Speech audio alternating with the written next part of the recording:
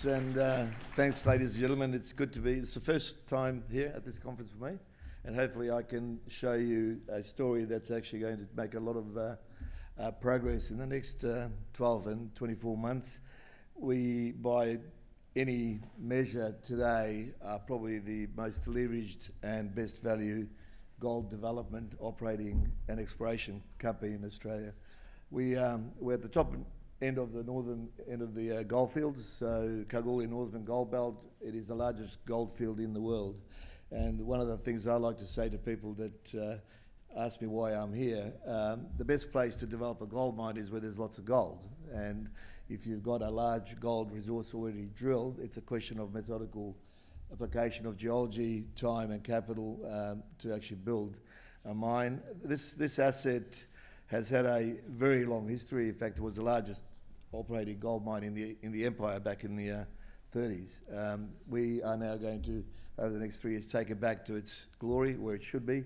It's been missed through ownership and lack of investment in the last 10 years or so, with the recent refurbishment of a number of these large gold systems, including the Jundee gold mine, which is only 50 kilometres away, which these were all ex-Newmont assets back in the day.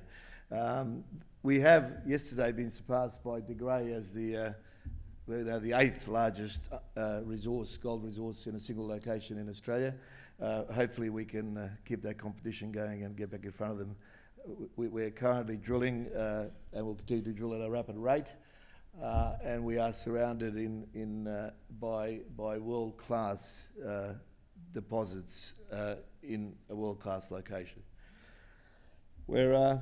We're a modest market cap, 153 million. We have recently raised both equity and debt, around $93 million at $1. So while that's been going on for the last 3 months, really there hasn't been much share price appreciation. Having said that, the underlying activity, the ongoing development of the mine, the drilling has continued. We've continued to produce superb results, and we challenge anybody to look at our results relative to our peers, to our either developers or explorers in the space, and show us which one is performing better than us in terms of on-the-ground results. In terms of turning those into a cash flow and a mine, that's what we're working on at the moment. We have currently $62 million cash in bullion. That is all slated for investment in the next 12 months. We're very much into a transformational phase, going from a modest operator producing about 50,000 ounces of gold a year. That's generating at the moment about 4 million cash a month.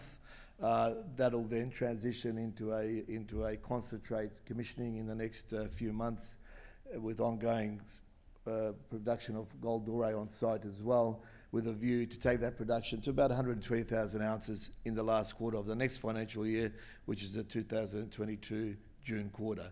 And that'll be ongoing progress. We just put a development announcement out yesterday, which is actually quite detailed, that tells everybody exactly where we are.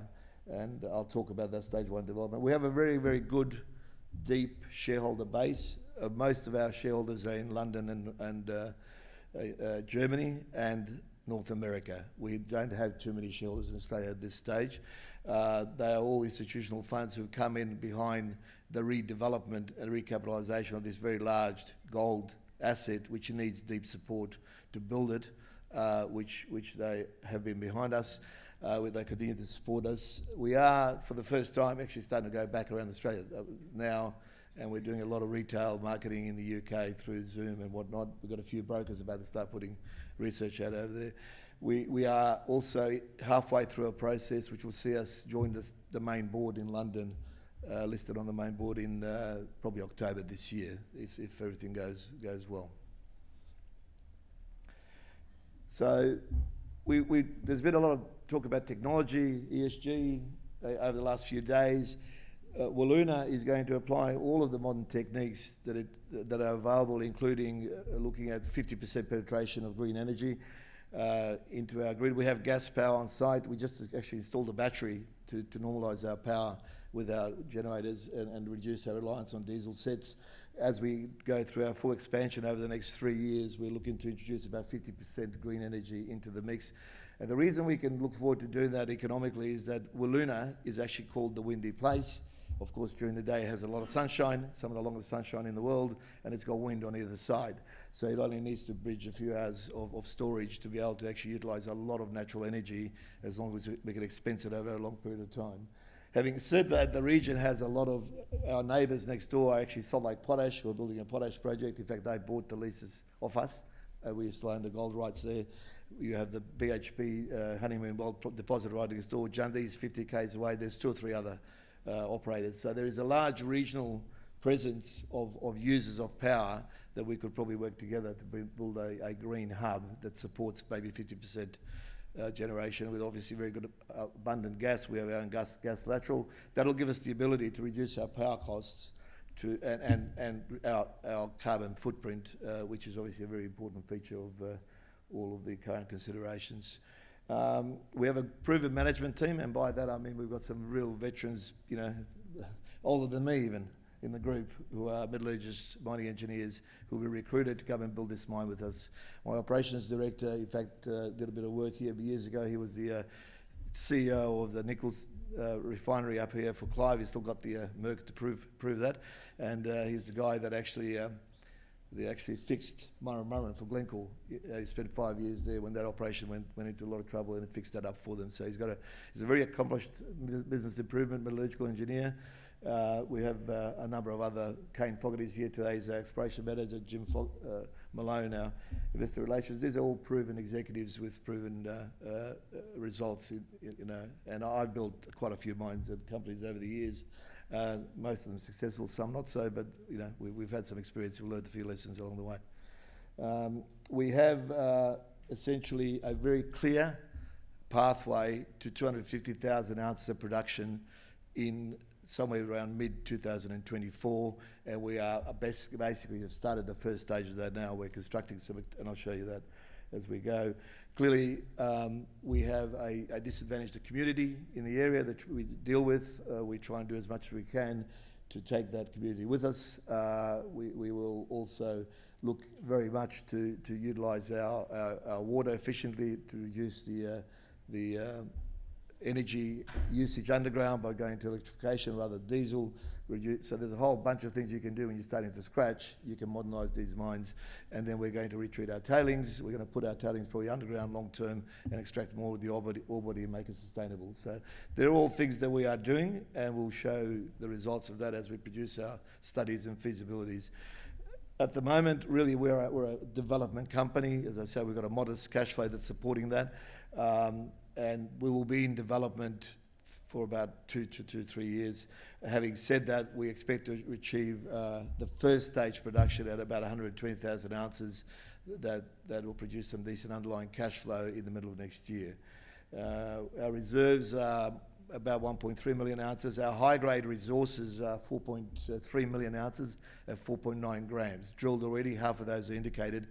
There was a gentleman just before me talking about drilling. Year to date so far, we've drilled 100,000 metres, so 100 kilometres of drilling with 8 rigs. We've just scaled that down to about 5 at the moment, and that rate of drilling continues. There may be a lull to do the feasibility study, and we will continue to drill at about that rate for the foreseeable future. Our target is to discover, on top of the current resources that we have, another 5 to 7 million ounces of gold within our immediate headframe as to where we're drilling now, and using drilling and other techniques to do that. This is a very, very substantial plumbing system, and we've got some data out there that you can go and look at that we released regarding the initial work done. We've done this seismic work to show that these are deep-seated mesothermal structures with north-south sort of goldfield type geology intermixed with it, and it has a long, long way to go. It's already in this little box that we're currently working on, which is a 5k radius down to about a kilometre. It's already 11 million ounces as a single location, and as we say, we intend to add another 5 to 7 million to that box alone before we step out beyond this geological footprint over the next few years. We have 1,600 kilometres of ground here. It's the first time in history that the Wiluna Goldfields has been consolidated into single ownership in 100 years. So what to look out for is really the story of this development. I'm talking about the transformation from a small, modest producer to a mid-level producer, and then a feasibility study that should be finished towards the end of this year, and we will have a funding solution perfected hopefully by then, with a view to demonstrate very clearly that we have a 10-year plus operation that can deliver 250,000 ounces a year, and we continue to do studies to look beyond that. And the reason why I say that, everything I've just said to you today only takes into account the high-grade envelope. There's still another 3 to 4 million ounces of gold we haven't started looking at because it's below 2.5 grams in our current studies, and that work is happening in parallel, and we'll look at the right sizing in a staged way once we achieve the first stage here. This is our little operation that we're currently mining. The mill this is free milling. The concentrate obviously is refractory gold. We have teamed up with some very, very special people globally so that we can modernise the treatment of refractory gold, a company called POLYMETAL. I will talk to you about that. They're a $17 billion company on the main board in London. They produce 1.5 million ounces of gold, and they're the most advanced process other than Newmont Barrick process of gold via pressure leaching techniques. The reason we are going down that path, we will be talking about ESG. If you have arsenic in your material, the only way you can stabilise it and put it into the atmosphere in a totally inert form is through a pressure vessel which stabilises it. That residue cannot then leach again. It's totally stable. And the global funds these days are looking to all companies with refractory gold to go down clean, sustainable routes of processing. Right now, it goes into smelters in China. It goes up into smoke through roasters, fine grinding, puts it into the atmosphere via solution, which there will be a transformation. Western Australia is probably going to have to be 40 to 50% refractory gold processing within the next few years. It's 30% now. Our biggest domestic gold miner is Newcrest. All of their production in Kalgoorlie is refractory, and they're using techniques now that they're going to have to probably modernise in the future going forward. So, did I say Newcrest or Northern Star? Northern Star is Kalgoorlie. I might have said the wrong company there. So this is one of our favourite slides. This is the Wiluna ore body that I've been talking about. We're currently, every quarter we've been putting out results. These are the most recent results we put out. Stunning widths, grades, confirming what we expected. Most of our drilling at the moment is resource drilling, improving the gaps that haven't been drilled, and if they were too wide to quote a feasibility study number, they're being filled in so we can actually quote a proper feasibility number. There'll be a new resource number out in end of September, and that will be used to produce a feasibility study and a new reserve. And our current target is modest. We're looking to add another, our current reserve out of all that is about 650,000 ounces. We'll try and add another 500,000 ounces in this round, and of course the work will continue. We're refurbishing this southern decline here. There's another one here. So this northern end of the mine is where most of the activity is, and where most of the current drilling is. Some surface drilling is happening on this lode here, and this central area over the next year or two is going to get a lot of attention because we're getting new shoots, new high-grade shoots starting from the surface. They've never been drilled, even though there's been activity here for 100 years. And we look like we're going to fill in that area, and it'll be probably mineralised across the whole structure, basically, as it currently looks. Beyond that, as I said, we've got a parallel structure over here that looks the same.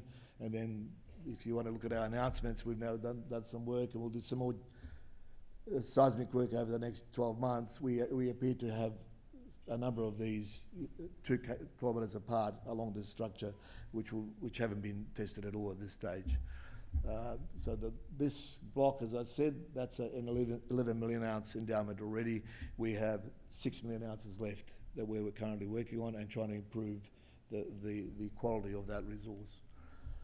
This is what I sort of tried to show you. We're here at the moment and basically halfway through this. So this will be commissioned as a operating process plant somewhere in this last quarter of this calendar year, so October, November.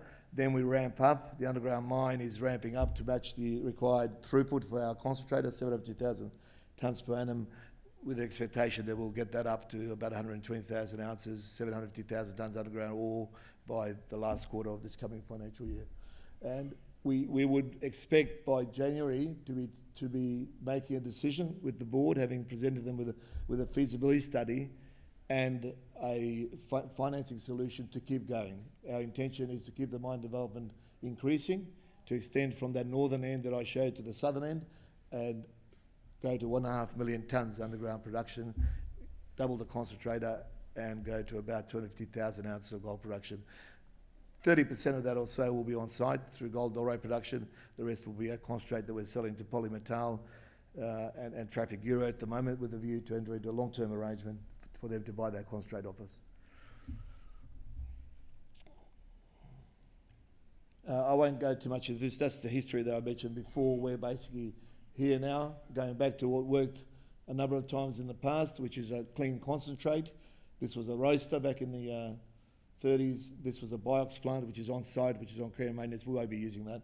For 26 years, worked very well. We're going back to what worked and then getting the right processing, environmentally sustainable modern processing route for that concentrate. That's the pressure vessel I was talking about. That's just been installed. That's the largest pressure vessel in the world now for gold. That'll be operational, fully operational in 2023. That's on the east coast of Russia.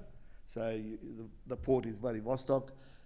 POLYMETAL is the largest processor of gold concentrates in the world. They've got one vessel already, and they're also the largest seller of concentrates from their 12 mines into China. So they see the market very closely. We're working with a very, very technically advanced and extremely well-known group on the London market. This company's got very good ESG and other credentials. Just some pictures there. That's the concentrator in construction. This is the current milling circuit. That concentrator is just there. Underground mine development. Burncut is the largest mining contractor in the world, underground mining contractor. We just teamed up with them. So they're just mobilising now. The crew from Gladia mine has gone across there now, and of course, a fair bit of drilling happening on site. The funding, you can have a look at that. So look, we believe we are now positioned, we're financed, we can now go forward with confidence and deliver a substantial tier 1 mine in a tier 1 location where, in fact, if we finish that and we're successful, you're looking at a business on a normalised basis that'll be generating about $200 million a year with an outlook of beyond 10 years. And a lot of our peers that are in the market as developers have got very good discoveries and deposits, but none of them are anywhere near the capital intensity or the time to production. We are essentially 2 years away from full production at that scale. Any other developer that's actually drilling a deposit today is 5 to 7 years at best being in a production phase. So that's why I say to you, we've got the exploration upside, but we also have the lowest risk path to commercialisation in terms of execution. We have all of our power, we have our water, we have our approvals, we have incumbency. There's a highway there, there's an airstrip, so there's a lot of sunk capital here that we're leveraging off. There's 100 kilometres of underground development. There's 5 access points into the ore body already that we're just using to go forward. So thank you very much. Enjoy the rest of the conference, and if you want to talk to us at all, we're obviously at the booth. Thank you.